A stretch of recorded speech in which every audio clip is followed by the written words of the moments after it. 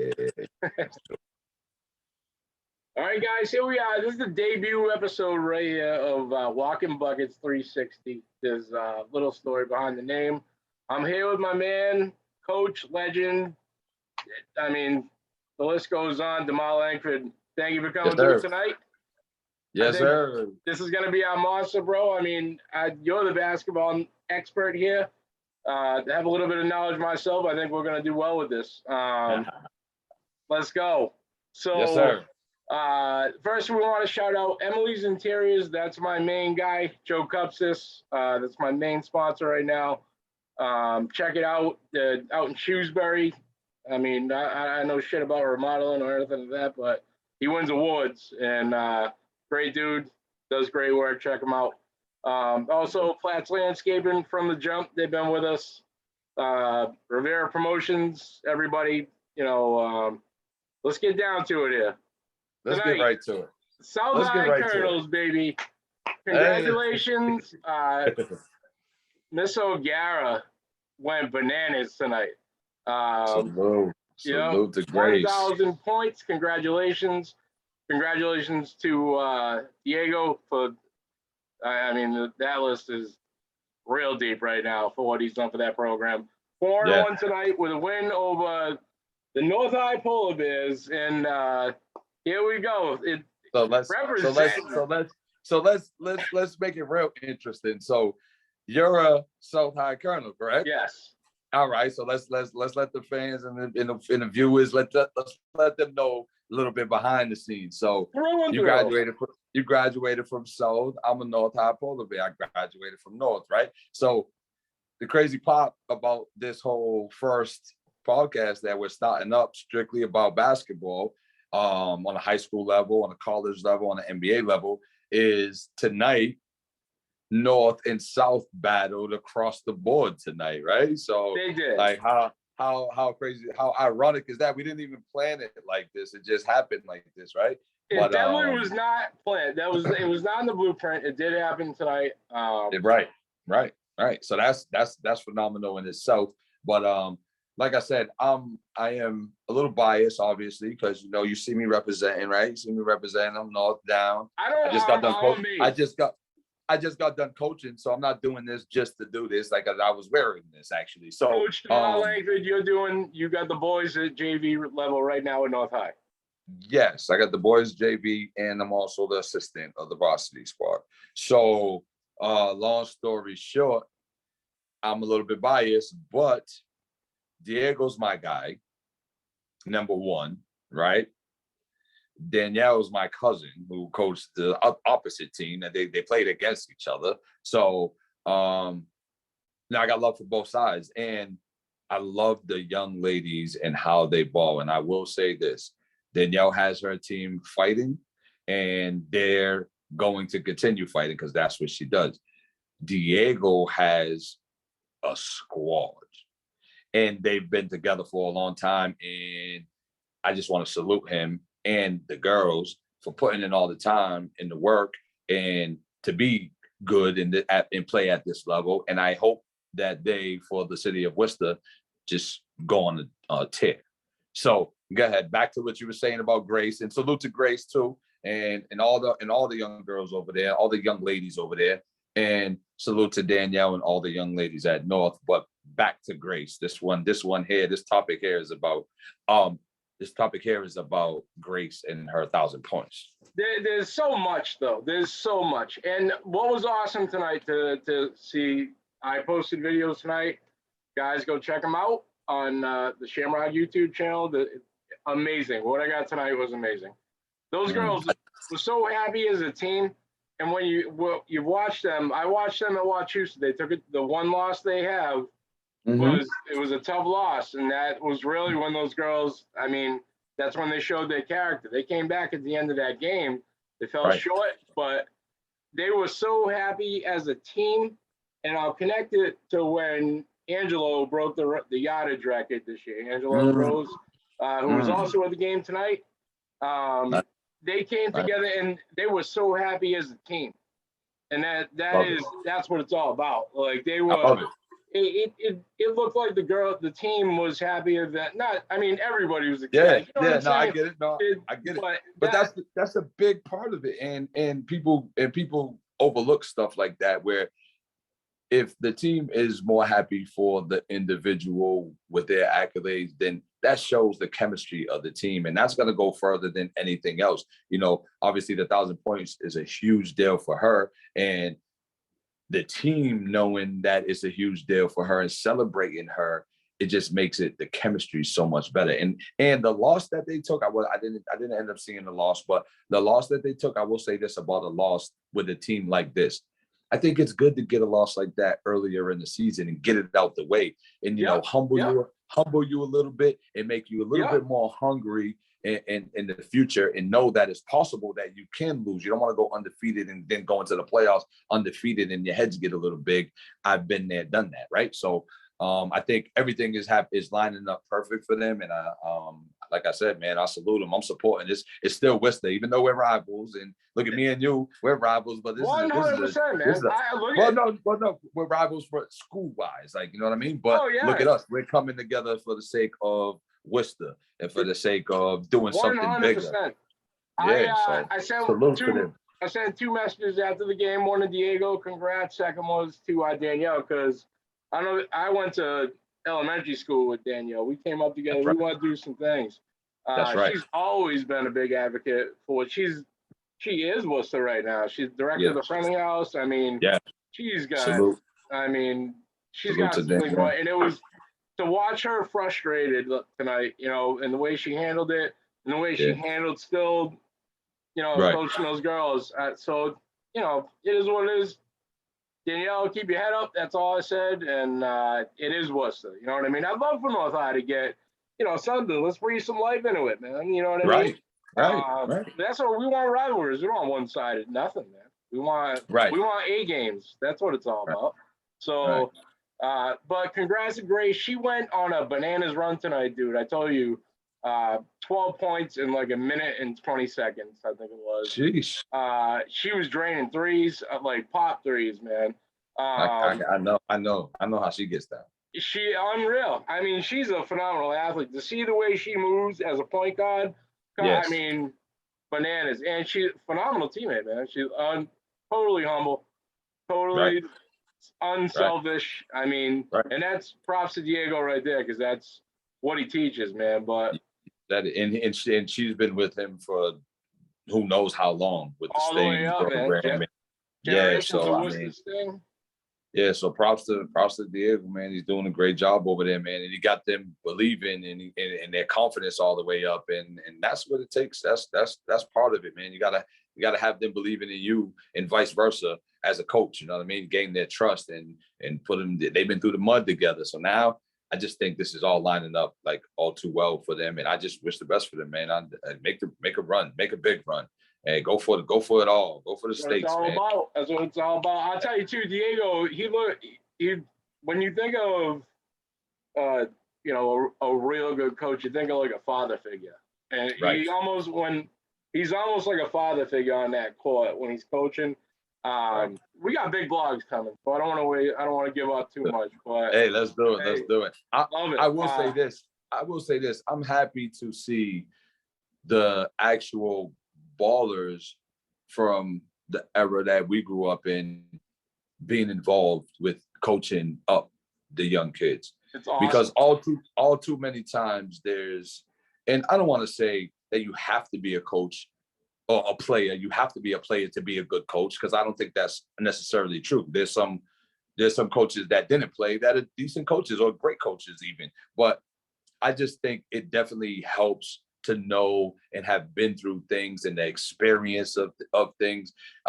So your experience you're bringing to the table, and in this era right now that we're playing in, and that the kids are playing in, and that the coaches are coaching in, there's a lot of players from my era that are now involved in the coaching up these young kids, and I think it's phenomenal. It's great. It's all the box scores from way back in high school for me. All who's involved with coaching right now, all you guys. Right, and that's phenomenal. Yeah, it's phenomenal. It makes me very proud, man, that like our era that we're stepping up and stepping in these kids' lives, because that's a big part of it, man. Like there was coaches from my era that I feel like, and I don't want to point fingers or name names or nothing like that, because that's not what this is about. We're doing all positive stuff here. But the moral to the story is they was bringing coaches into certain places, I think just to fill a void or to meet a quota or to whatever they were doing it for. I just think it was the wrong reasons, and then it affected the kids. Like I don't think the kids got the best out of it. And I'm talking about me, when I was a young man, and I don't think we got the best out of the people that they were putting in positions. And now I feel like that's changing, and I think the kids are gonna benefit highly off of that, and that's what it's all about. They already have. They absolutely 100%. Facts. So now you wanted to give it back tonight. You said. Oh yeah. So you guys let's talk about the boys, man. So you guys won the gauntlet over there with the girls, and y'all did y'all thing. And like I said, Danielle, keep your head up. We're gonna get there. We're gonna get right. And just keep working. Yep. My boys. So let's start here. I'll start with my JV team. We are young, and we are raw, and we are putting it together. We won our last 2 games. So we started off 0-4, whatever it was, right? We couldn't put it together. And I think now we kind of reeled it back and we're back to the basics, teaching the basics again. I think me as a coach, I'll take responsibility. I think I got a little bit ahead of myself because my expectations are up here, and I'm teaching advanced stuff. And I'm like, all right, well, maybe I got to rail it back a little bit. So we did that. And now we're 2-0 since we kind of railed it back and got back to the basis. And we always thought defense. Defense is something that I don't tolerate you not playing defense. You won't play for me. So we do that. So we had a win tonight. We won by 1 point, our JV team. We started off the game 13-0. And I feel like, my guys got the ego got a little inflated, and they like started overly believing in themselves and started getting away from what we normally do in the one-on-one basketball and blah blah blah. In South Fuck. And they started coming back, and we went at halftime, and I let these guys know, like, hey, we could have put foot to throat here, but you wanted to do what you wanted to do. Now we're in a dogfight, and that's exactly what we got. So we was in a dogfight down to the end, and they fought. Shout out to Brian Marve. I pronounced his last name wrong, but Brian, he's the JV coach over there. He did a good job coaching them up and keeping them in the game after getting down 13-0, and dogfight, 1 point game at the end, man. We pulled it out. So we was victorious. The freshman team won. I'm not too sure of the score, but and then the varsity won. So we went 3-0 over there. So you guys got the girls. But we did a clean sweep over there at North. So so we'll see each other again, and we'll see what happens then. And we're gonna have to keep working because you guys got a good team. You got good coaches. Shout out to Pat over there. Yeah. But Al's doing a great job with these guys over here, and we got a lot of talent. I'll start there. We do got a lot of talent, but Al's doing a great job keeping them in check, because it's easy for when you got a talented group to let them get away and do what they want to do because they're so talented. But he's doing a great job keeping them in check and holding them accountable. So I will come if it doesn't interfere with the girls' games. I'll come to the next North game. Boom. I'll check it out. I'll check the next boys' varsity game. We're gonna go to. I'm coming there to antagonize. No. I love it. I'm gonna be there with a foam finger. It sounds like of you. I love it. But awesome, man. Good way. Like I said, it's all Worcester, all love.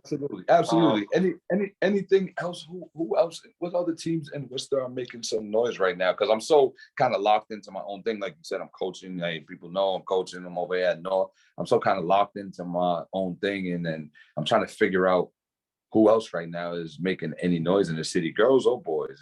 So what had happened was the 10-day COVID break, the holiday break, is what really shook everything up. No one really knows schedules or. Got you. they're Gotcha. trying to put Gotcha. games in where they can. Gotcha. But we'll get it going. I haven't heard anything else. Right. Right. So Right. I'm focusing on.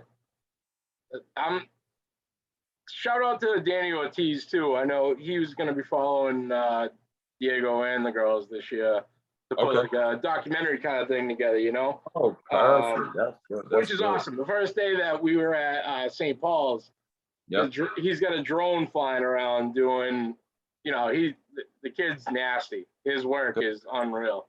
Nah, he is. Yeah, no, he is. He is. Yeah, He's really good. unbelievable. The videos he put together for Diego's. He's really good. He's really Yeah. good. Yeah. He's also on the website too for an ad sponsor, 21st Entertainment, I believe. So go check out his ad. Shout out to Danny. And the drone, man. The drone is funny. He works that thing like crazy, dude. It's almost scary, but yeah. Loves it. So moving right along. So shout out to North, shout out to South.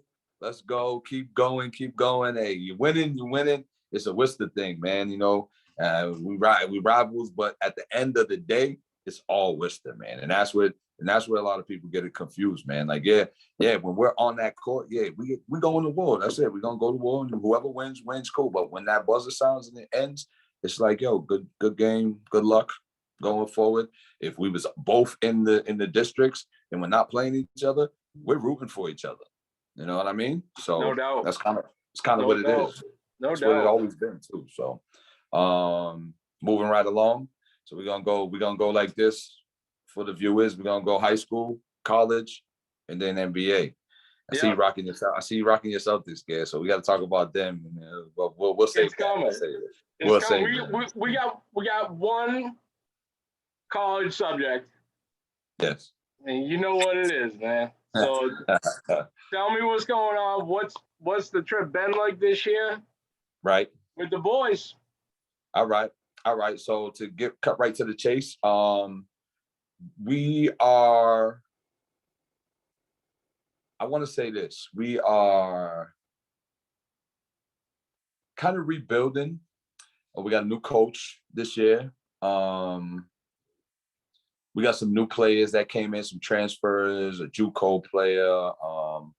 Really, the only two impact guys that stayed were my boys, right? So everything's kind of new around and no excuses, right? COVID didn't help. We had a little break with COVID. We sat for 10, 14 days or so. That was before the new CDC guidelines or whatever. Now it's like 5 days or whatever. But we sat for like 14 days and then we got back. And as soon as we got back, we bumped into a North Carolina team that didn't have any breaks and was ready to go. And they steamrolled us and it's fine. So right now we are under 500 right now. We are 1-2 in ACC play. What? No, 1-3, because we just took one L, the last L at home. So, but I will say this: we are fighting. We have some good pieces, some really good pieces, and I do like what the coach is doing. He's bringing energy, he's bringing life. He ended up getting teed up last game, and it was just because he was fighting for his team. The game before last actually was at Pitt, and he's fighting for his team. And my guys are fighters, and they're going to continue to fight, and we're going to be fine. They picked us to be number 15 out of 15 in the ACC, and I don't believe that's going to happen. We beat Notre Dame to start off ACC play, and Notre Dame just smacked Clemson. And we are going to play Clemson tomorrow. So if what happened is a sign of what the skill level and the outcome's going to be, we should win. But, you know, ACC play is like college basketball, Division I college basketball, any conference. Every night is a dog fight. You could go any given night and get smacked by any given team because they're just more prepared. They wanted more, blase, off nights. It happens. You know what I'm saying? So, but let me talk positive. I am in a whole nother stratosphere having both of my boys play in the ACC at Boston College, being from Massachusetts, and they're both like a hop, skip, and a jump for me to go watch them play. It is phenomenal. So I tell them, man, just keep fighting, man. Just keep fighting. You're getting an education, a free education, and it is phenomenal. They're having a solid year themselves personally. I mean, That is great. We want to win, though. Right? Yeah, no doubt, no doubt, no doubt, no doubt. I mean, on a coach team level, yeah, but on a father level, I tell you, man, LeVar, what's his LeVar Ball right here? But they are. That's funny. Hey, let me touch on that before we get going. Man, I have had this conversation numerous times about LeVar Ball, and I kind of want to clear the air because yes, me personally, I did not like what he was doing originally. No. And listen. But who am I? Those are your kids. You do what you want to do. I'm rough around the edges too. And a lot of people know it. Maybe people watching this may know it. My wife tells me all the time, like, tone it down a little bit. I'm like, I wear my emotions on my sleeve. I'm very passionate about my kids. And if I feel like they're being doing wrong, I'm gonna step in and I'm gonna say something. So anyway, I did not like LeVar Ball in his approach, and I made it known. And I made it known. And when people used to say that LeVar Ball thing to me, like, oh, like DeMar Ball or whatever, like I used to get a little. I didn't even think of that. I used to take it. I used to take it in a little personal, like, yo, nah, don't. That's not me. I don't move like that. But guess what? He got two young men in the NBA. The other one's in the G League. Hey, man, he's doing it right, man. So I want to take this time to get out of my own way and salute that man. Yes. Out of everything else, man, whatever it is, and people don't like the way he did, because I didn't at first. They don't like the way he did what he did and how he moved and how he says this and he says that. Guess what? He's a grown man. And if he feels that his kids are the best and they can be the best, then so be it. And guess what? They're playing really well. LaMelo is phenomenal, actually. None of them are struggling. They're all millionaires. Yeah. He was the first one in the NBA, so. Well, that's Lonzo. That's Lonzo. Lonzo is the older one. I mean, LeVar. Oh, yeah. Oh, LeVar, he had a stint in the NBA. I thought he was NFL. LeVar thinks he can beat Michael Jordan in a one-on-one. See, that's where it gets a little foggy. Where like you gotta tone it down a little bit. Like I get it. Like I get the confidence thing, it comes it became to me like a publicity stunt a little bit, and that's where I was like, don't compare me to him. Like I wouldn't do that. I'm too authentic to try to pull up a publicity stunt to get my name out there and overshadow my kids. Like, no, it's all about my kids right now. Like, I want to do that. So that's where it gets a little foggy. Like, come on, because you'll beat Michael Jordan one-on-one, bro. Stop. We're not doing that. But as far as him having confidence in his kids, I think it's phenomenal. Keep doing that, LeVar. Keep bigging up your kids. Just leave other people out of it, I think. And this is my personal opinion. Like I said, leave other people out of it. Don't say, oh, he's better than Steph Curry and he's better than this person. Like if LeBron bro, like leave other people out of it. Keep it strictly about your kids. You can have all the confidence in your kids you want. They're your kids and they're really good and they're in the NBA and they're getting paid millions of dollars to play basketball. So keep it about your kids. You can pick up your kids, leave the coaches out of it. And that's just, like I said, this is just my personal opinion, right? What do I know? But leave the coaches out of it. It could turn a situation sour where now it's a bad business relationship because you're like, this coach doesn't know how to use my son and blah, blah, blah, blah, blah. Like, and it did turn sour. I mean, Lonzo had to get rid of him to really start seeing even a little bit of success, you know? Right. But LaMelo is the hottest card you can pull right now in sports cards. Right. Basketball wise, you know. I really like his game. Hey, real quick story. Makai my oldest son, played against all three Ball brothers Really? in Vegas in their championship run. So they played against all three Ball brothers. They was on the AAU team. I forgot the name of the AAU team. Matter of fact, I am looking for this video. Hey, you know what? I'm gonna make it known since we're on this podcast. I feel like somebody was paid to take this video down from the, like, every video you can find any game anywhere on the internet. I have searched high and low for this game just to view it and see, because I mean, this is the three Ball brothers that they played against. They beat them really good. They beat them really bad too. They beat them by like 30, 40 points or something like that. Really? They kind of smacked. Yeah, we kind of smacked them, but we had a really good squad at the time. And what age was LaMelo was really, really young at the time. And he had like long curly hair, and and Lonzo was the one. Jello was, he's a bigger boy. He was trying to do his thing and bully a little bit, but Lonzo was coming down, stepping over half court, chucking threes in people's faces. It was like that. And he had like a funny the weird side shot. It was like over here.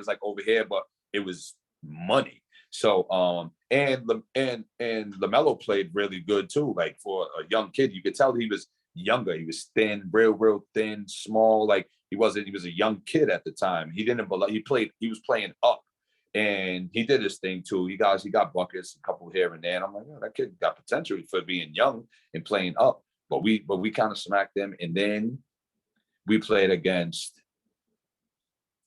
Dennis Smith Jr. and Bam Adebayo. Them two on the same team. It was called Team Loaded North Carolina. And we beat them. And then we went to the championship, and you could find that game, and you could find the championship game. And this was all happening in Las Vegas. And then we went to the championship game, and we played Team Loaded Virginia. And it had some kid, Sasha something. I think he went to Kentucky, if I'm not mistaken. His first name was Sasha. And we was beating them. And it was like the Cinderella team, what they was calling us, like the mass rivals. They didn't expect us to do anything, but we went out there and we shocked them. And Kai, somebody tried to take a charge. He came down. The other kid went up with his knee, hit his knee in his face. He took to the back. He got checked for a concussion. While he was getting checked for a concussion, we was up like 4 points, 5 points. While he was getting checked for a concussion, it was like 2 minutes left in the game when it happened. We ended up blowing the lead. They beat us for the championship. But the end of the story is we won the championship the very next year. So it's all good. And that was AAU, you said? That was AAU, yeah. So that had to be 2015, because Kai graduated 2017. Matter of fact, that might have been earlier than that. It might have been like 2013 or so, but yeah. So pop-up subject. When I was researching the kids and the stats, their careers, everything. Tell me about was it not the junior college, or what was the prep school? Yeah, what was the prep school, man? Yeah, like the records that the teams that they played together on was 31 and amazing. Phenomenal. Yeah, how many years did they play together there? It was in New Hampshire, right? Yes. So you're talking about my two boys? They didn't play together in prep school. They didn't play together. Oh, I thought they did, because they missed each other in prep school. So okay. Makai went to Cushing Academy originally, and then he went to Brewster Academy. And when Makai went to Brewster Academy, it was 2017. They went 33-0. So they didn't lose a game, and they won the national title too. So they won the championship, 33-0, won everything. First time any Brewster team has ever done that. And Brewster has 1,000 NBA players, and starting with, I don't want to start with him, but he's one that everybody would know, Donovan Mitchell. But Donovan Mitchell went there. They got a bunch of guys. My dude. Oh, Spider's a monster. They got a bunch of guys from the NBA that went to, and so you think about the guys that went to the NBA from there, and you're like, this is the first team to go 33-0. No other team has done that with all the NBA players that they've had out of there. So that was a great accomplishment. And he was the point guard, starting point guard on the team. So it's a great accomplishment. And they got the ring. And then he went to college. And then my younger son, who we call Boo, is DeMond Jr. He went to Putnam Science Academy and won a national title there. And then went to Brewster for his final years, his post-grad year, and won a national title there.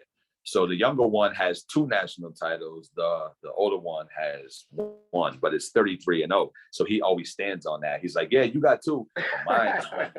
My 1 is undefeated. So yeah. And the Thanksgiving Day table. Absolutely. Throwing this around. I love it, man. That's gonna be a crazy conversation. Oh, love it. But so yeah. you were telling me too, I want to touch on this too. Who you got recruited by when you were playing, just that when we talked about Georgia Tech the other day. I didn't know that. So that, I mean, I think you said it in the first podcast, but you brought it up. Yeah. So I'm trying to give you the spotlight again, man. I'm keeping you alive. Right. Now I appreciate it. Because right now I'm a little upset because I do have 1 ring and it's from Quincy and I misplaced it and I'm gonna have to go order another one because I need mine because at the Thanksgiving table I need to talk about my ring too. But what happened with me was shout out to my guy Scott Spinelli, who actually coached my kids at BC. He was the assistant and then he was the interim head coach when Coach Christian got fired. Shout out to Coach Christian too. He coached me. He was my head coach when I went to prep school. So I did all 4 years at North and I graduated, but my grades weren't. So then I went to prep school to get my grades right and showcase my talent on the court to get recruited, to get a scholarship. So he was a great coach and I learned so much underneath him. He's probably my best coach I probably ever had. Mike Jarvis. He had a personal relationship with Mike Jarvis, and he was mentioning to Mike Jarvis like, "Yo, this kid is a steal.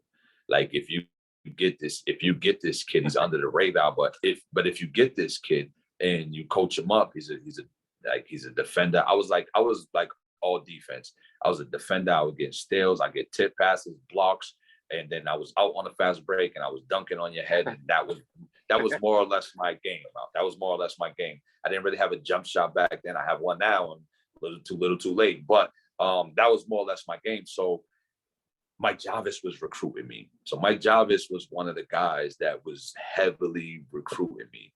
And at George Washington, where Mike Jarvis was at, Georgia Tech got in the conversation and was recruiting me.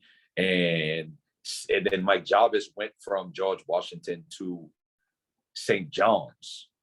That's where he went. He went from there to there. And then St. John's got in the conversation. So more or less it was Mike Jarvis and then a few other coaches that I had a few mid-major schools and a couple other schools, but my head was so big and I was just so lost in the sauce where I thought I was going Division I. And I was, man, I could have went to where was it? There was a few schools locally that were looking at me, a few D2 schools, and I was just like, nah, I'm over here. And now that I look back on it, man, I probably should have just took that route. But I didn't have a whole lot of guidance. I mean, I did, but I didn't. And I was a knucklehead anyway. The little guidance that I had, I wasn't really receptive to it. So, but those were my Georgia Tech, George Washington, and St. John's. Was Ron Artest St. John's back then? Yeah, I know he was. What was he? I don't think he was. Matter of fact, that's a good question. That's a really good question. I think that's your era. Our era. I'm not even hating. I'm saying. I'm gonna have to go look at that. Man, I was looking back at my era and the guys that came out. It was like nationally, it was a phenomenal class. It was like Garnett and like Paul Pierce. I think it was like all like it was a bunch of like legit, like probably Hall of Fame, like a lot of Hall of Fame guys. I think Marbury and AI was like, it was a bunch of guys in the class that I was coming out of that I was like, oh, no wonder why I wasn't ranked high up on the list. I had all these guys in front of me over there. Look at, I think you were better than Michael Olowokandi, and he was the number one pick, no doubt. I got you over him all day long, and that dude I'll take it. was the number one overall pick in the NBA I'll draft. take it. I'll take it. No doubt. Listen, So- I had some game. No doubt, man. I gotta go back. I always scroll through those pictures, man. You dunked. I don't even know if you shot the ball. You just dunked, man. That's But right. that's And you know what's even more impressive about me now that I look back at it? Like people knew that I couldn't shoot, but I would still get by them and still get I would pump fake. I would look dead at the rim and pump fake, and they would go for it. And I'm like, this dude's an idiot. You Just said go right that by. in that original podcast that we did so humbly, like, and so like it wasn't even like a point. It was like I couldn't shoot. I could shoot now. And the sad part is I can't even give my kids tips to shoot, even though I know how to shoot now, because they're like that. You're gonna shoot when you was coming up. I'm like, all right, you got me. Just do your best. yeah. But phenomenal, man, phenomenal. So how about this NBA? Matter of fact, let's start here, man, because our Celtics lost tonight, so we're not gonna start there. Ja Morant. How about Ja Morant? Tell me your thoughts. Tell me your thoughts on this guy. Oh, here it goes.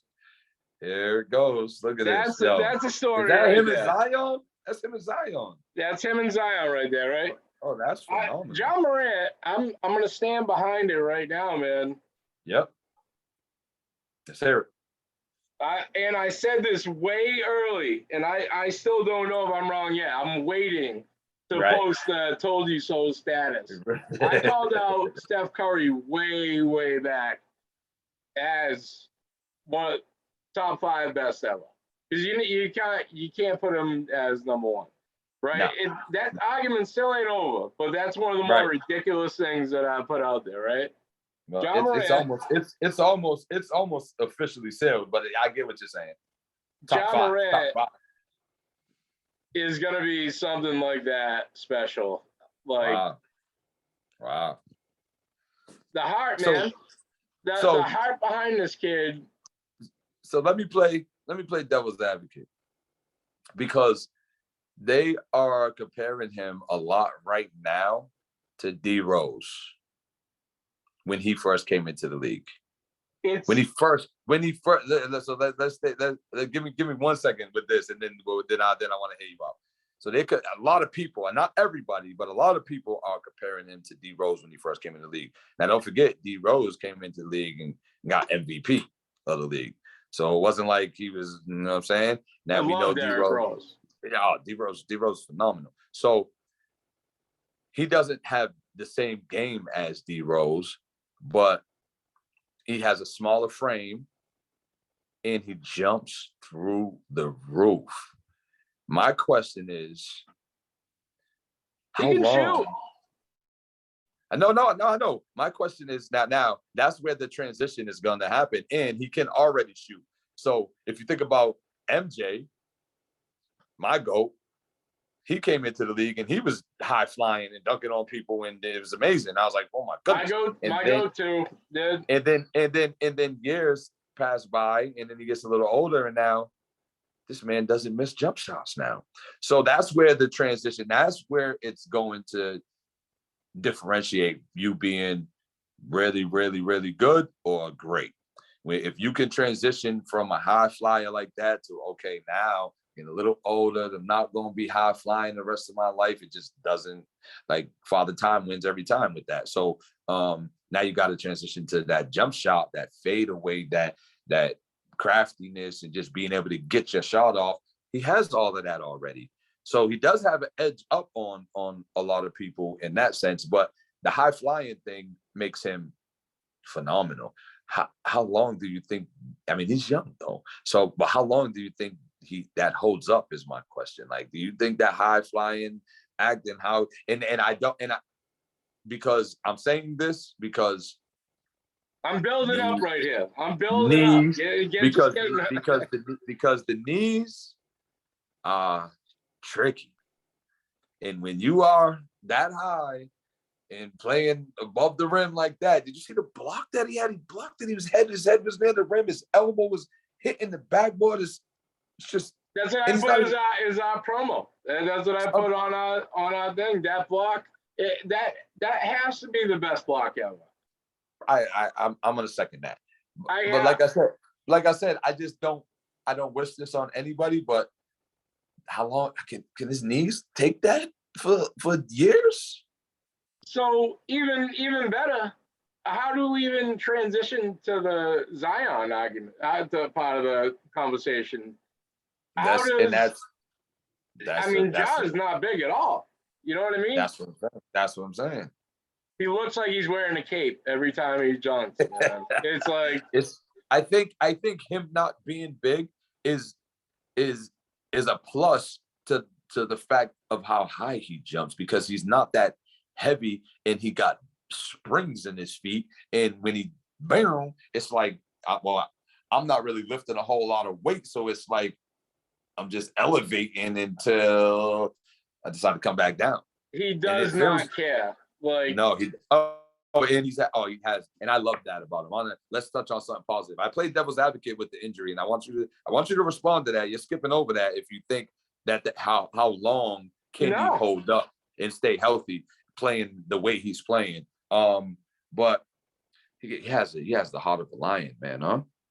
So the game against Minnesota the other night. I'm looking for the card that I want to show, but I'll find it in a minute. The game against Minnesota, Anthony Edwards is an absolute monster too. So, Right. really shout to what the NBA looks like right now going forward. Right. It's incredible. They have LaMelo. So much young talent. It's awesome. I mean, what's So much coming up is phenomenal, but so now look at Ja Morant, his intangibles. What's happening with the Grizzlies? They've beaten everybody since he's been back, right? And you're watching this kid come back from an injury that may have cost him the whole season, and now he's just flying over everybody. Minnesota doubled him every time, and look what happened to the rest of the team. They blew up around him, man. He makes his whole entire team better. That's agree. Michael Jordan stuff. That's not LeBron James stuff. That's not Zion stuff. You know what I mean? Right. He's making his entire team better because the kid, he's willing to die when he leaves his feet. I mean, literally, he's willing to die. And that's where my concern lies. And I love it. It's super entertaining, and he's phenomenal, and he has the heart of a lion for doing it and putting it out there all the time and doing. I just concern that like how long can this go on? It like I just want him to know that yes, pick and choose your moments, but he does it. I feel like he does it when almost every other play he's in the air like this floating. So I mean, like I said, he's young. What is he? 22? Yeah. 22 years old. So I mean, shit. I mean, when I was 21, 22, I didn't have a care in the world either. I mean, I could have jumped like that, but I didn't have a care in the world. I'm diving for loose balls. I'm running. I mean, they want to get in a scuffle too. We could do that too. But I didn't have a care in the world at 22. So it's like, I respect it, but I hope he just keeps it up. It'll be great for the NBA for him to just go however many years, and just ball out and stay injury free. And I'm knocking on wood that happens. What about Zion? What do you think about Zion, man? Now, before the season, they said that Zion's family wanted him out of New Orleans. Really?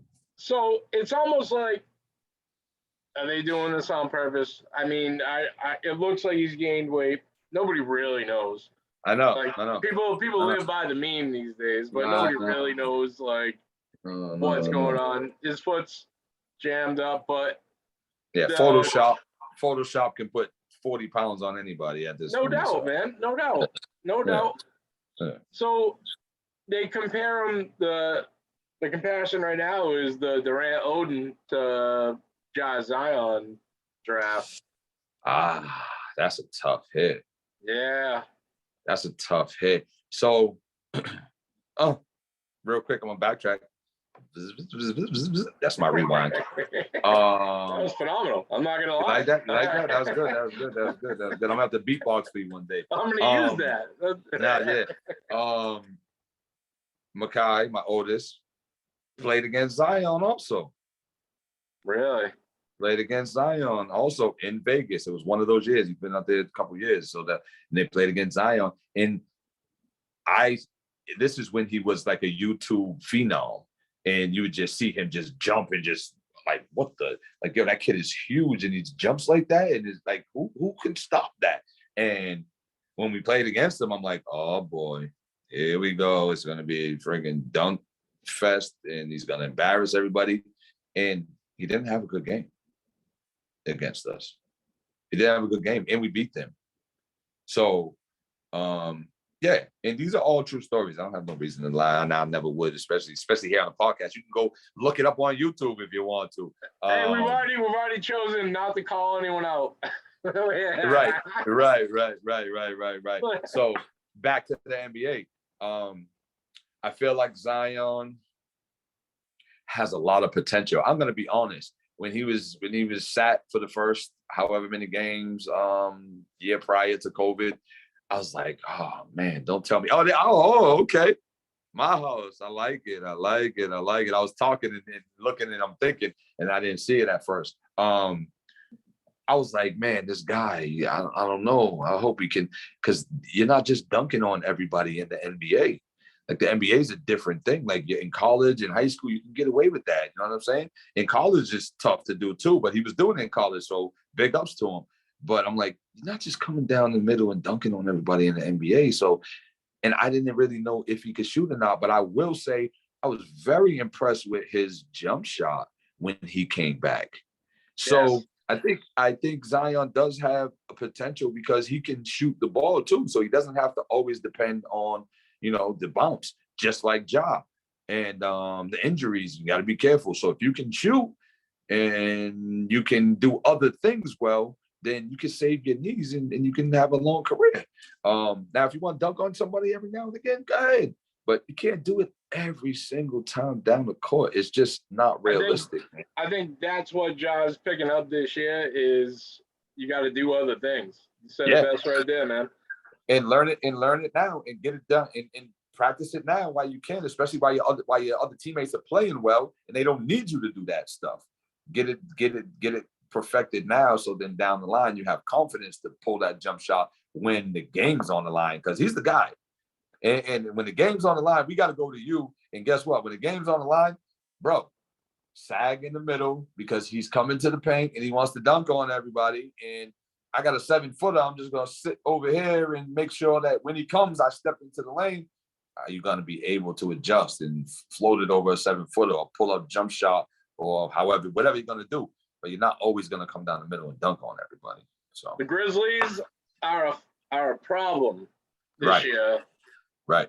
I agree. I say the Grizzlies shocked the world this year. I was going to say that. You think so? I'm calling it. Why not? I believe, man. I believe it. I love it, bro. So when underdogs. Every conversation can go with if they stay healthy. You know what I mean? Like fantasy football drafts, it's almost like a joke because you take a shot every time someone says that. You're blacked out before the 5th round, for Christ's sake. And COVID is not helping. COVID is not helping, but now it's all gone. It ran through. That's what they're saying. It ran through everything now. Where'd it go? They said Omicron or whatever. The Omicron is gone now. Like I don't know. Well, it depends on what channel you put it on. Man. That's true. I will say this: the CDC guidelines have lowered. Now it's not 10 days. It was 14 at first. Now then it was 10. Now it's 5. So they're just lowering the CDC guidelines as we speak. They're probably lowering it right now. It's probably 2 after we get off of this podcast. It'll probably be 2 days. But the whole point of that is, I don't think this thing's going anywhere. And I think it's just like it's gonna be like the flu, man. I think we're just gonna have to kind of live with it. So people, everybody I know has had it. Everybody I know has had it, and you beat it, and then once you beat it, now your immune system is good for the 3 months. Now you don't need anything for 3 months. Don't need the test. Don't need this. Don't need that. Like, so basically, might as well just get it if you can survive it. If you have immune system, might as well just get it, and then now you're good for a little while, 6 months, 3 to 6 months. Like that's what it seems like. It's like the flu. So that's just my opinion on that. And I don't want to get too political and get on to the thing is, the absolute only fact about the whole entire thing is there's no answer to any of it. Like there's no people wasting their breath. You know what I mean? Everybody Right. stay safe, but you know. Right. But to your point though, injuries in COVID made fantasy basketball a mess. Yeah, a nightmare. It's a full blown mess. Like there's no excuse. I'm not even gonna use that as an excuse, but hey, listen, I'm not too far off for you in this league. So I'm in like 8th place right now. I was in like 5th or 6th or something like that. I'm trending down too. So hey, we'll be all right. Just keep fighting. That's like I tell my boys, just keep fighting. Yeah, keep fighting. That's the bottom line, man. Don't give up. So what about our Celtics, man? I'll tell you, it's a great way to close this out, man. I don't know what's going on. I really, there's no answer. I like Schroeder. I don't think we should ever break up Tatum and Brown. Nope. I agree with that. The Time Lord. I wish he played every minute of every game and we'd be all right. Other than that, I really don't know what's going on. They're just not meshing. I think I'm gonna say this. I agree with the Tatum and Brown thing. I don't think we break them up. I think they're young, they're phenomenal. They'll be fine. They'll figure it out. I think we do need to do something. I just don't know exactly what it is. And I think that Tatum and Brown need to know that when we play our best ball, we play unselfish team basketball. And I'm saying that to say this. I'm not pulling the Marcus Smart thing and calling them too out. I'm just saying that when the ball sticks and there's too much, one-on-one and a lot of dribbling and then the fadeaway shot and then the other 4 guys are kind of standing around, it's terrible. The other thing I will say too is our shot selection is awful. And that's where I was hoping Ime would come in and correct that. And the only reason I say that is because, Brad Stevens, his temperament and the way he was, and he was real laid back and he's not a yeller or a screamer, and that's just who he is, and that's fine. In his stature, he looks like he's like 15. So, like he's not really intimidating and telling, but you're the head coach and we need you to kind of hold these guys accountable. Yes, they're grown men. Yes, they're making millions of dollars. Yes, they're all-stars. That's fine.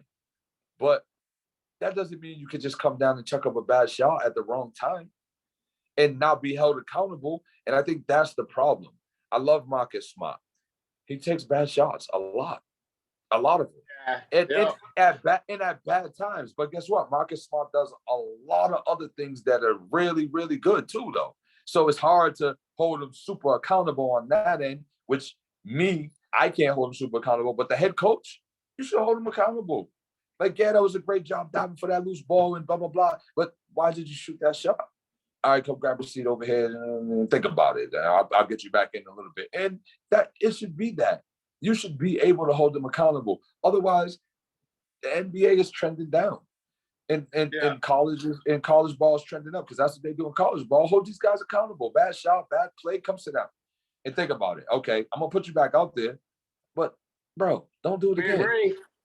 We agree. The only criticism I have is I think the coaching's soft. I think everything is soft. The whole aura of us right now is soft. It is. I'm And there's no sorry. I'm accountability. sitting there in Celtics gear telling you I feel that way, but It right. And hey, listen, I'm a Celtics fan. I'm a diehard Celtics fan. You know, I go back and forth with the Lakers. And let me get this off my chest about the Lakers. here it Yes, comes. Here comes the boom. those are our rivals. Let's just be honest. You guys are our rivals. That's what it is. That's what No it's doubt. been. It's not gonna change. Like, I'm not gonna feel no different about your franchise, but I don't care if you guys win games or not against other teams. Like, when you play us, it's a whole different ball game. But I don't care if you guys win. I go back and forth with my guy Tim Keller. Shout out to Tim Keller too. I knew it was coming. I knew it was coming. I love it. That's my guy. And you know why I go back and forth with Tim Keller? Because let me put this out there. Tim Keller was a Boston Celtics fan originally. All right. So I put you on blast, TK, and I would invite you to the next podcast if you want to come talk about More it. than Okay? welcome, baby. Yeah. So first of all, I heard that through the grapevine. So I'm like, oh, I got a little bit of ammo now. He's a Celtics fan, but he's going hard for the Lakers. So, these LeBron fans that just follow him wherever, that's fine. That's you. That's new era stuff that I can't relate to. I never followed one guy. And if I was going to follow somebody, it would have been Michael Jordan, and I would be a Chicago Bulls fan right now, and we wouldn't be talking about anything. I love Michael Jordan, but he was a Chicago Bull, and I rocked with my Celtics. I was a chief. My nickname is the Chief. I really got people call me the Chief. That's my alias. But I got that from my grandfather. My grandfather was called the Chief, so it's passed down. So that's fine. That's fine. So, but I love the Chief. I love Robert Parrish. I love Kevin McHale. Love Larry Bird. Dennis Johnson. Those were my guys. Like we was going hard, and that's where it all stemmed from. And think about this: Reggie Lewis was my guy. Rest in peace. Reggie Lewis was my guy. I just told my two youngest boys this today. I went to a game and watched Reggie Lewis warm up, and this man didn't miss a shot, and he took nothing but jump shots from all over the court. He didn't miss. It was unbelievable. I'd never seen nothing like it in my life. And remember, when I was watching this, I couldn't shoot, so it was even more phenomenal to me to see him. So, and then we got robbed. Think about Reggie Lewis passing that took a championship or two away from us. Len Bias passing took another championship or two away from us. And so, like I said, those guys that follow LeBron, that's fine. And good luck to the Lakers when they're not playing us. And I hope y'all do good. And I mean, y'all are 500 right now. That's not great. We're just under 5, I think, after this loss. We're 21-22. They're 21-21. Neither one of us got nothing to brag about, bro. You know what I mean? Yeah. But we're rivals, and we're gonna go at it no matter what. If we were 0-40, whatever, and you guys were 21-21, I'm still talking my talk.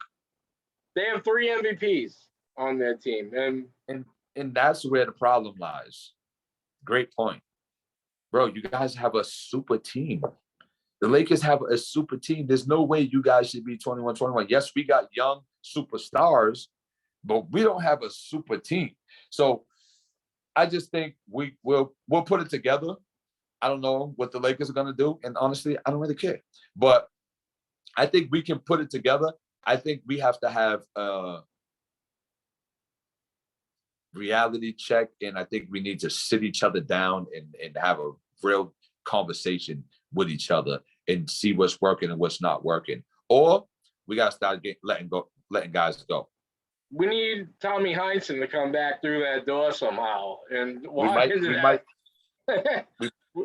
need to after this season, depending on what happens, how we end the season out. And this is me just being transparent, and this is my team. I love it.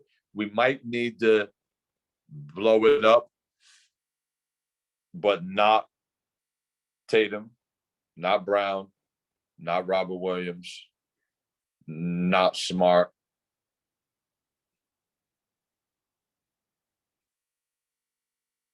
I mean, everybody else is expendable. No doubt, but we need everybody else is expendable. I need the Time Lord to turn into Hakeem Olajuwon, man. He's that big. He's that good. I swear. I agree. I feel I like agree. it. You know what I mean? No, I agree. I agree. He's phenomenal. Last year, I don't think he played enough, but they claim he had an injury that was bugging him, and I was getting so pissed at Brad. I'm like, Yeah, bro, man. every time he's on the court, he's so effective. Why is he not playing more? I do like Horford. I don't know why we traded him in the first place, but now that we got him back, I'm like, now why did we get him back? Like the move didn't make sense to me. Whatever the case, I still like Horford. He's a Boston Celtic at heart. Like he loves it. He plays hard. He does what he needs to do. He can shoot. I just don't think he fits our chemistry as such because we need a guy to go down and bang. We don't need you out there shooting 3-pointers. We got guys to do that. That's I just my think you opinion. could be just as effective as my boy right now, Horford. I mean, I don't think the Yeah. production level would be that far off. You might even Well, be you a gotta- tad better. You got to imagine the age in the father time thing. It factors in, man, with him. Like he's really good in what he does, but he just doesn't have the motor. Like, and who you gonna stop on the defensive end? You're not Yeah. staying in front. You're not staying in front of too many people. Who you guarding in the pick and roll? And now you come off a pick and roll, and John Morant's coming at you 1,000 miles an hour. What are you gonna do? He Yeah. flies. Dude. Yeah. He floats. Think about that. He- Think about John Morant coming at Al Horford off a screen, and he has to switch and guard John Morant. He's toast. He's toast. He's toast. I love it. That is my favorite word in the English vocabulary. Toast. He's toast. He's toast. He's toast. It was awkward to watch him and Edwards is a different dude, man. He flies like Ja, but he's bigger. You know? No, So, and I love his game. I love Edwards' game. Matter of fact, I love Edwards' confidence. He came into the league and he said, man, these guys don't know I'm the best in the draft. yeah. That's what he said. He said, I'm the best player in the draft. He said, and then they gave the rookie the year to who? What did they give it to? Ben or whatever? It was the second. Didn't they give it to Ben? No, LaMelo got it, right? Not this year, last year. Ben was in his second year, but because of COVID, I think he's considered a rookie Oh, again. yeah. And they gave it to Ben, and he says, I don't care about the rookie of the year. I want MVP. Yeah. I love it, bro. I love his confidence, man. I think the confidence is something that when you have it, bro. And it's just something that it can waver if somebody else takes it away from you, like a coach, like sits you down and doesn't play you. Then it's like, bro, maybe I'm not that good. You know, you're human. But confidence is something that if you got it, bro, yeah, the sky's the limit, man. Like you could just be phenomenal. You believe in yourself, and then you got people around you that believe in you. You can do whatever you want. You know what I'm saying? Yeah, and on that subject too, I don't feel like Zion. I don't get that feel from him. Like you get like two different the killer instinct. Ja has the killer instinct. I don't feel it from Zion really. You know what I mean? Yeah, and you might be right. And I don't know. Let me think about this. Let me say this. You know how you got big guys? You was a fighter. You was a fighter, right? Sorta. You was a fighter. That was real humble. That was real humble. I can't wait to come on the boxing podcast. We're gonna talk about you and your fighting days. Yeah. So limitations, man. Because my guy told me about you. He said you used to go hard. So a lot of big guys are softies at heart. And a lot of little guys are dogs because they've had to be dogs all their lives to survive amongst the big guys. And the big guys are like, come on, little man, I don't really want to do this to you. Right. You know what I'm saying? Like it's okay, man. Like just calm down. And so I think that's what's going on with the basketball analogy with Zion and John Morant. I think John Morant is just he was an underdog all his life, undersized all his life. He had to be a dog all his life, and it's just shown. is rearing its ugly head right now. But Zion, on the other hand, he's always been the bigger guy. He don't want to really run you over. He just wants to go by you, go around you, and then maybe dunk on your big man. But he don't want to take it easy. He doesn't want to be too aggressive and like he wants to dribble and be fancy instead of just going straight at you. He wants to dribble around you, and I think that's what's going on. I think he can get that dog in him, but I think by nature he's the big teddy bear, and Zion's the little lion.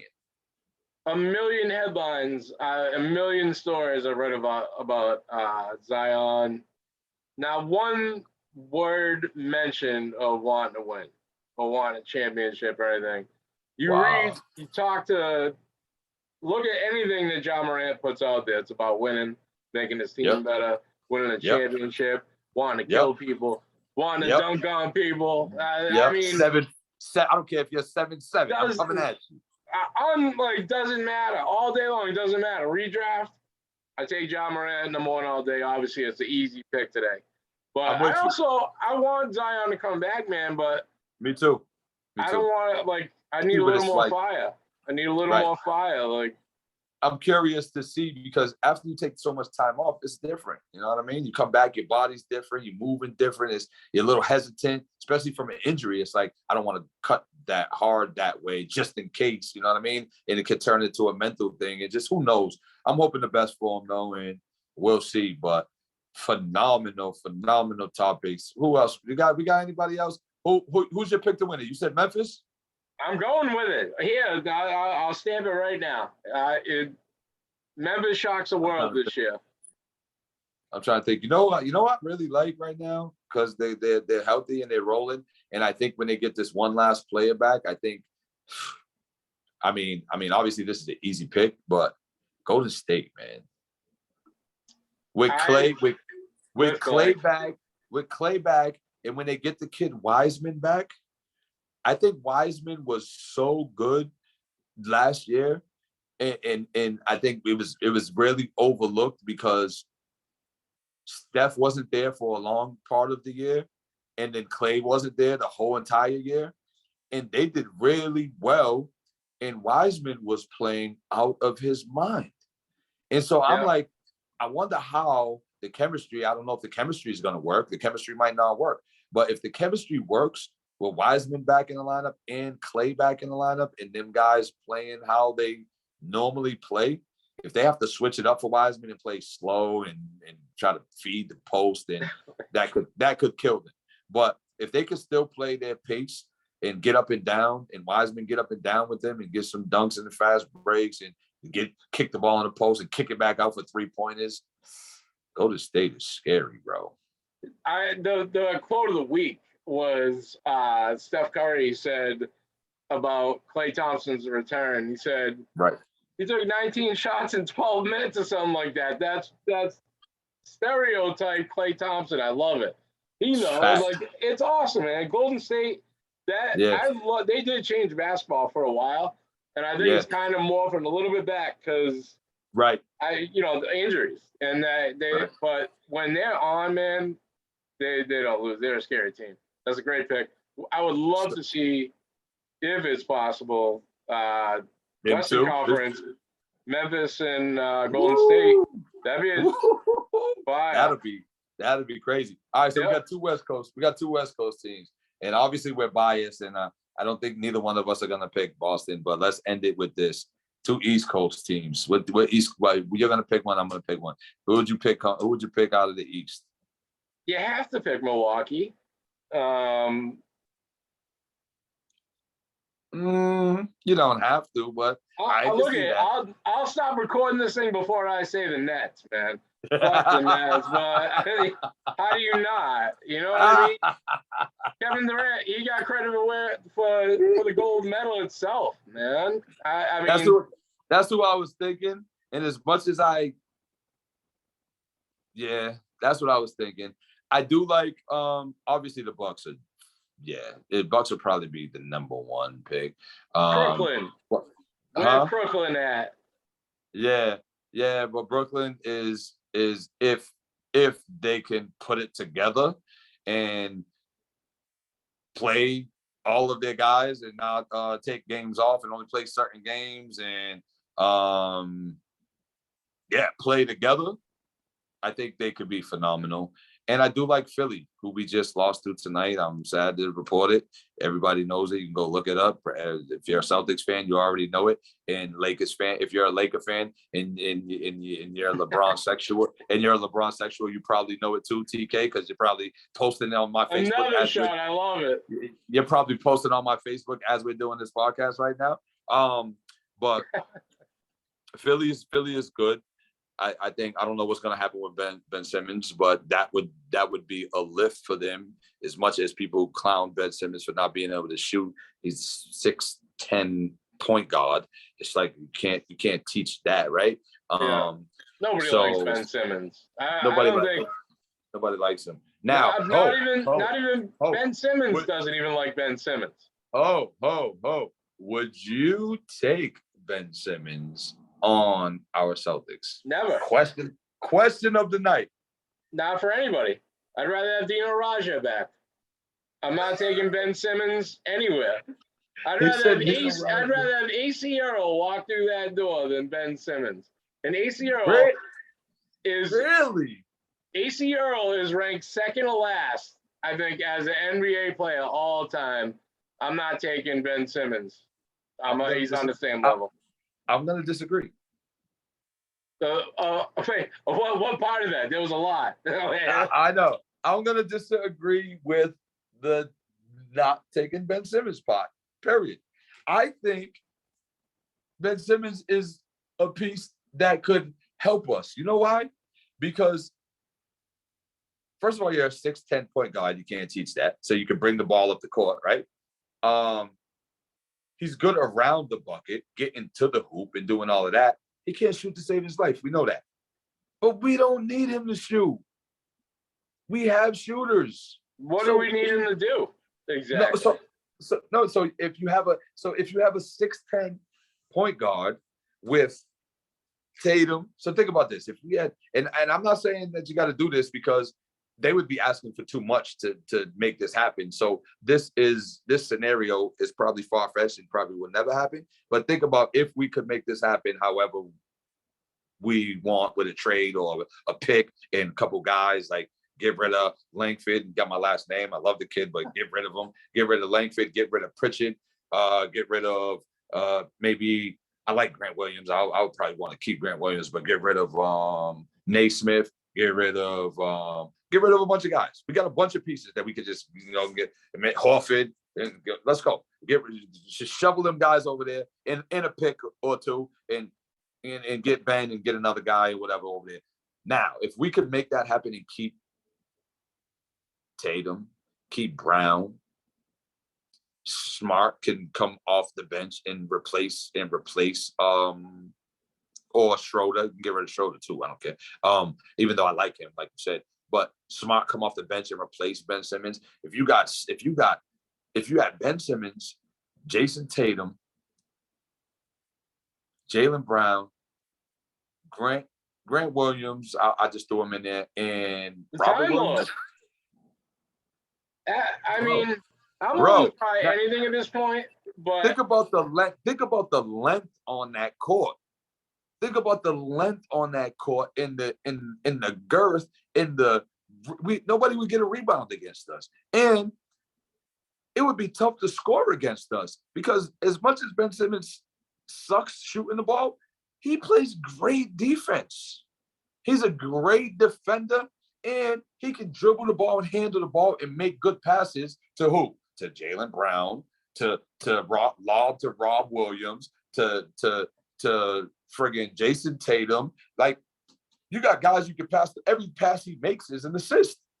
Just go out there and get a million assists a night and then go dunk on somebody on a fast break. And like, bro, this guy not playing right now. And as much as I agree with you that Simmons is, when he was playing for Philly, they were a better team. They were a better team. The only argument, you know what it is? Yeah. Free throws. Oh, yeah. You can't trust them at the end of the game. So there goes the last 6 minutes of the game. Right. You can't. I mean, and one of my big arguments.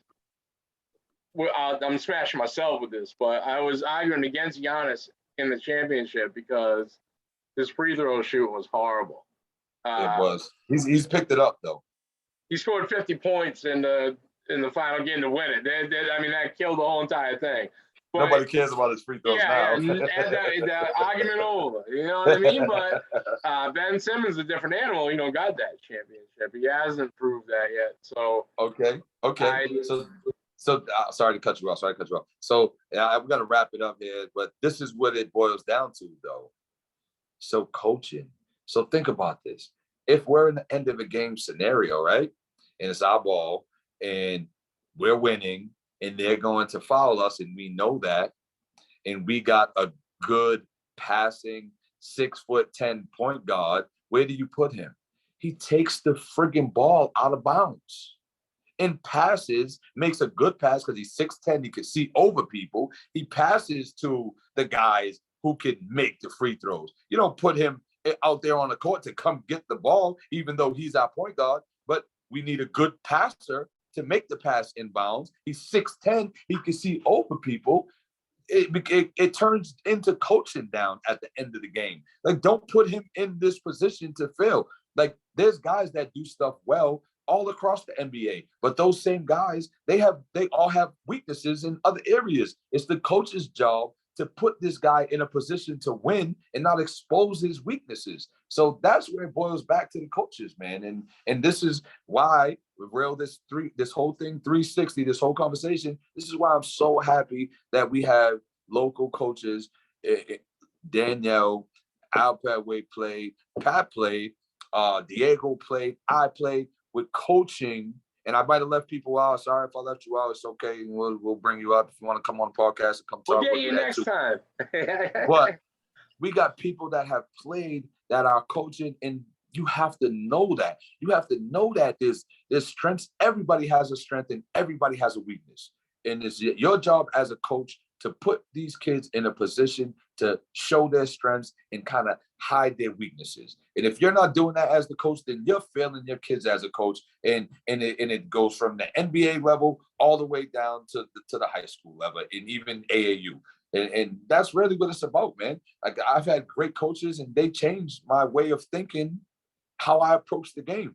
And if you don't have that, man, then you're getting shorted. And good luck making it to the next level and leveling up. If you don't got a coach teaching you all the right things, right? No doubt. And I think you nailed it. 360. Worcester's on the right path right now it's tough for me to give Worcester Public Schools or the government side of Worcester, but whoever is in charge of hiring in the athletics department right now, you're on fire because I agree. Got it right. We're getting it right. I agree. So. I agree. Let's keep the train rolling, man. Let's keep the train rolling. Support all the Worcester schools. I don't care what it is. If you're doing anything positive in these sports, man, hit my man Mike up, man, and we'll get you on here. We'll get you talking about what you're doing, and let's keep this thing rolling, man. This is gonna be a phenomenal podcast. This is day one. This is episode 1. Yeah, we already gave you guys too much. We already gave it too. Yeah. Phenomenal, man. Hey, let's go Celtics. Let's write this ship. I'm about to give Ime a call. You got his number? I think we can get it. I think we got it. Hey, somebody call Nia Long. Get Nia Long on the phone, man. Let's go. We got to call Nia Long. He's too busy. He's too busy. She's not doing movies anymore. Get her on the phone. She's the boss, man. She's the boss. She's the boss anyway. She calls the shots. Let's get her on the line. Let's get her on the line. No doubt, my man. No doubt. Yo, so big love. This has been phenomenal. My man Jamal Ball tonight. I love it. I don't believe that. I still don't believe that. This is the first time that came up, man. That's phenomenal. It fits. No way. Thank you. Much love to North High. Thank you. Hey, congratulations to Miss O'Gara. Yes. Bananas, dude. Check out those clips that I posted, man. 12 points. Salute to Diego. Salute to Diego. Salute to Danielle. salute to North and salute to South and all the schools in Worcester doing their thing, man. Let's go Worcester, man. Let's put Worcester back on the map. Sports have went, and it went, we had both do their thing. South's coming up, man. The football team did phenomenal, right? They did phenomenal. And there's a lot of talent out here in Worcester, man. And what we got to do is we got to get some coaches and some student athletes on this podcast, man, and chop it up with them about And that. we will. And hopefully we can help these young men and women get exposure and get some scholarships and go and get a free education and pursue that, right? That's what we're talking about right there. And that is what it's all about, man. And Yes, sir. Another shout, like you said, Angela LaRose was MIAA like person of the year today. So student athlete of the year. The kid's phenomenal, man. Love it. Much credit to Bob LaRose as a parent for what he's raised. Forget about his coaching skills. He's putting it already away. But as a human being, man, he's raising a horse. The kid volunteers his ass off. He was there tonight doing a clock. Just a great kid. So that's what we're talking about. Worcester through and through. 508. Walking Buckets 360, baby. This is the debut. We touched on everything, and we're going to keep going, man. So I want to give it back to you, Mike, man. You're a phenomenal dude, man. And keep going, man. You're supporting everybody around here. Even though you're a South Colonel at heart, you support all the schools and all of Worcester, and this is phenomenal, man. So I want to give it back to you, man. Shout out to you, man. Let's keep going. Appreciate it, brother. I'm loving what I do. Believe that. Yes, sir. One love, baby. Much love. I'll talk to you soon. Salute. God bless you, brother. God bless.